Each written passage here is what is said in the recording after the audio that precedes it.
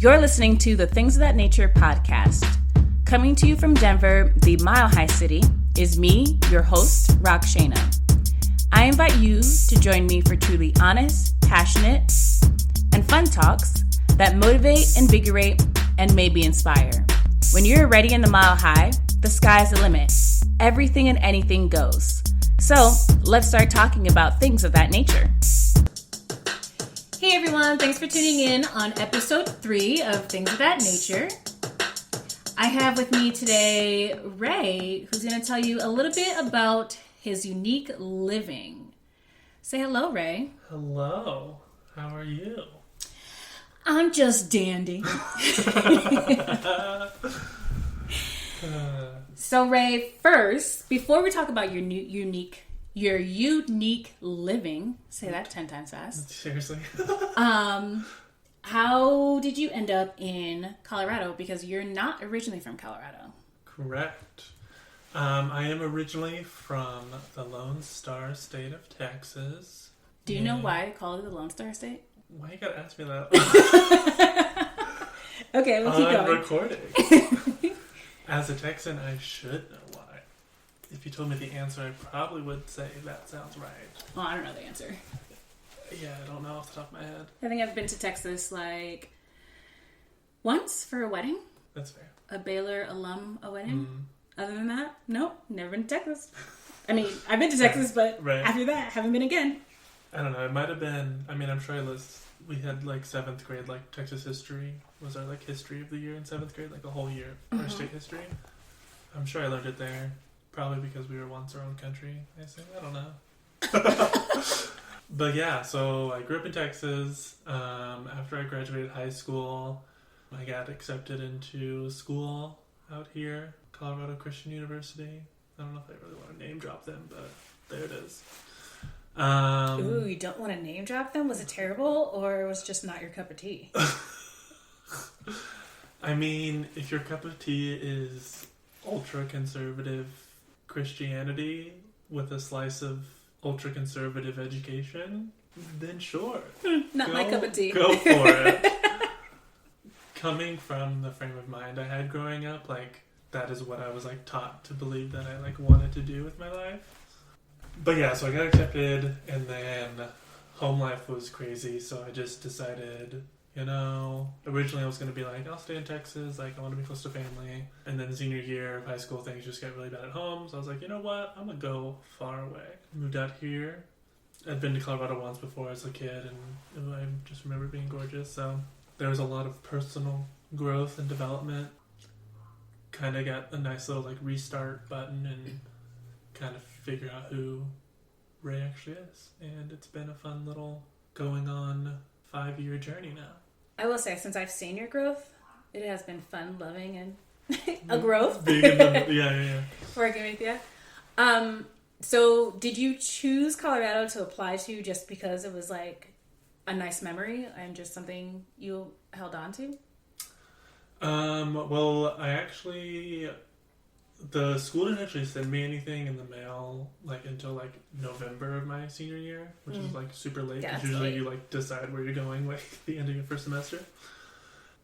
And so a family friend at the time was like, you should, like, look into it, like, Colorado, like, I think it'd be great for you to, like, go away. And I was, like, pretty hesitant at first, but I was like, okay, fine. And so I looked into it, and they had a, like, specific degree that I was, like, looking to go into at the time. Glad I didn't. What degree was that? Youth ministry. Youth ministry. We're gonna reel back. Yeah. We're gonna rotate back into that a little bit later. Talk about it, but okay. And I was like, oh, this is great. So I applied. Since you didn't do youth ministry, what'd you end up doing? Psychology, which is it was. I knew that. Yeah. I came in as youth ministry without a minor. And then my sophomore year, I declared, like, psychology minor. And then after I took my first 2 psych classes, I just fell in love with it and, like, kind of figuring out how, like, the human brain works and, like, what makes people do certain things and helping other people with their problems and dealing with that and especially with family life. So I always felt like I was, like, the family psychologist. Oh. In a way, so... Huh. Interesting. Yeah, it's fun. So, what does Colorado have that Texas doesn't? Or vice versa? Or actually, change that. What what state do you like better? Like, which one do you find more fun in? Is that even the grammatically correct way to ask that question? Which one is home now? Which one? Okay, which one's home now? I would for sure say Colorado is home. I have like a distinct memory of like in college when I went home for a holiday. I think it was Christmas something. Like I was like, oh, I just can't wait to go home. Like referring to Colorado, and I like had to stop and be like, oh wait, what? Oh. But now like being off the college campus and like actually living like, you know, not on a campus, like in an apartment, like just in Denver. There's just a lot more freedom with that, and it's just really felt like I've been able to like plant my roots here. Like I have a really great friend group and like support group out here, and not that my family isn't, but just having the freedom to, you know, like be myself and like be an adult and do what I want when I want, and not having to like, you know, have that like family constraint. And I was like the first one in my family to like kind of move out of state and not go back. There's a lot of things here that Colorado has that Texas doesn't. Like one being the climate. Like I love the cold. Texas isn't known for the cold, so Is it hot and sticky? Yeah, it's disgusting.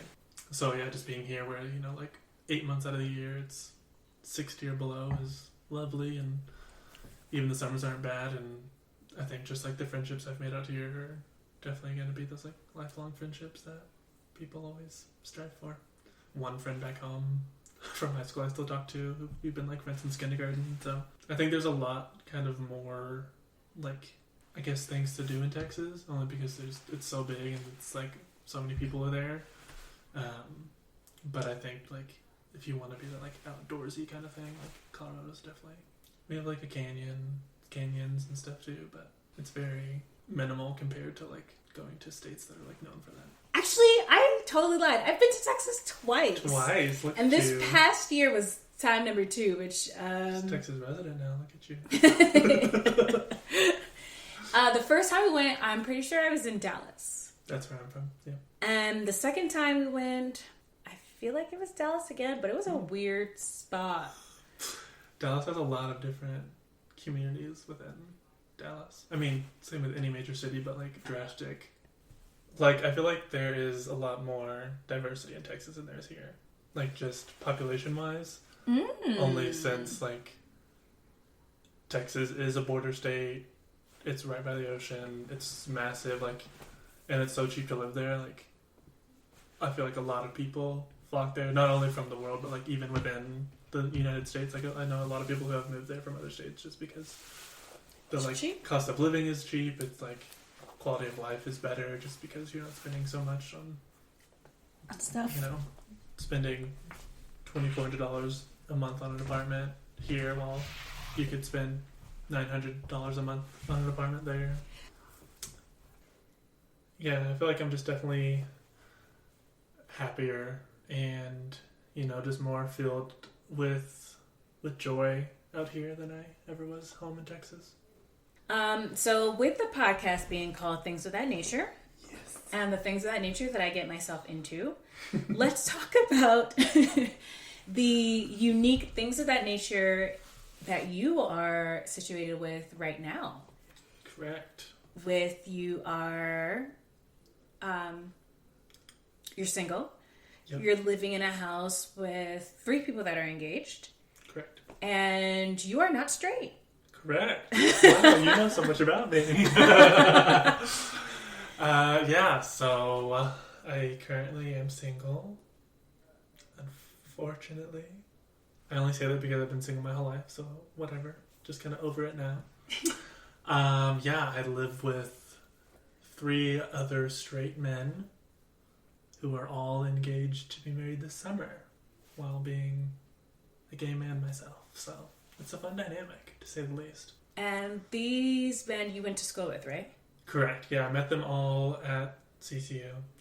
And we've been friends for, like 4 or 5 years now. We kind of all met freshman year, and then we lived together off and on while at school, and then we've lived together for the four of us for like 2 years now, yeah.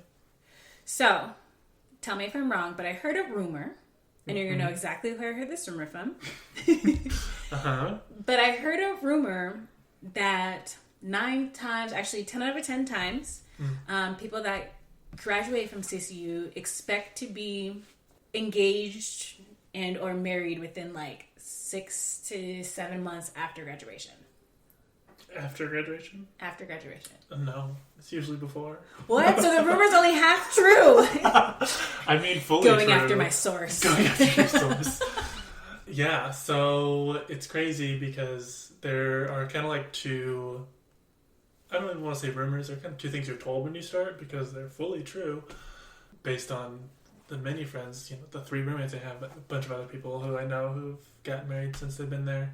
But the 2 things you're told when you like kind of first start there is that a lot of people go there, both guys and girls go there to either get their MRS degree for the ladies or their MR degree for the guys.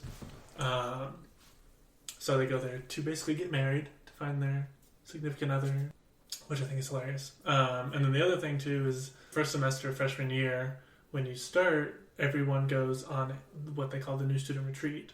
I think it's after the first week or 2 of school. They take everyone up to the mountains for like a weekend kind of retreat, where they have games, like discipleship stuff. They add like sermons and other things you have to do. It's just kind of a time for all the new students get to know each other. So from that, the nickname of that retreat has been dubbed the New Couples Retreat because there's a lot of freshmen who will come back. It's probably between 10 and 20 new couples. Not saying most of the couples will last after another month or 2 when they actually get to know each other. But they become a couple. But it's got the reputation for being the New Couples Retreat because you send a lot of new college students who are excited to be there. In the Christian community, they always, when people first get to know each other, they always like what they call share your testimony with each other.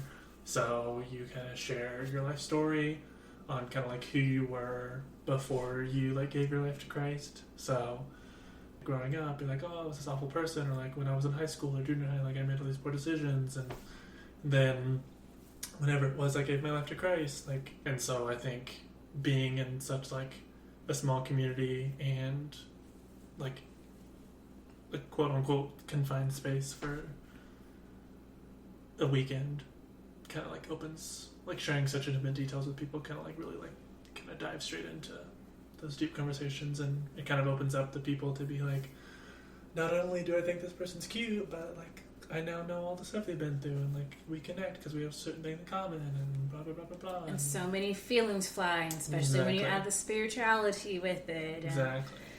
I'm 19. I'm no longer under my parents' roof, and now I can have a boyfriend. I can have a boyfriend, right? Yeah. Yikes! So this is a real thing. Yeah, 100%.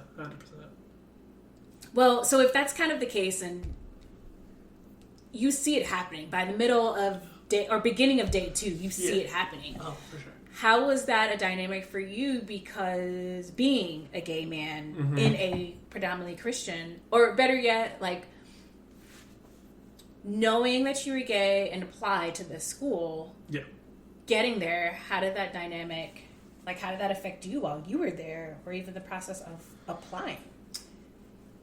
Good question. So, I mean, going way back, I think it all kind of attributes to like how I was raised, like growing up in Texas. Like I grew up in the Southern Baptist denomination of evangelical Christianity, because there's so many different things under the just umbrella of Christianity. So that's a specific kind of group I was grown up in, which is the like conservative of conservatives. So if you want conservative Christianity, be a Southern Baptist.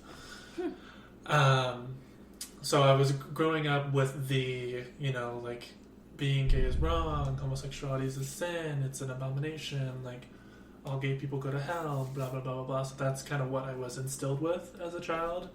And